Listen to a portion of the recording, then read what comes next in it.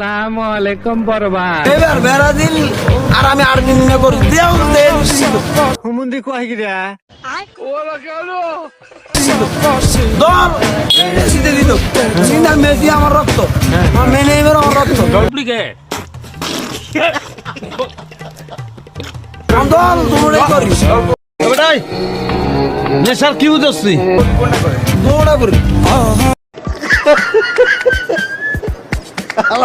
কয় কি মানে আর পর্তুগাল করি জার্মান করি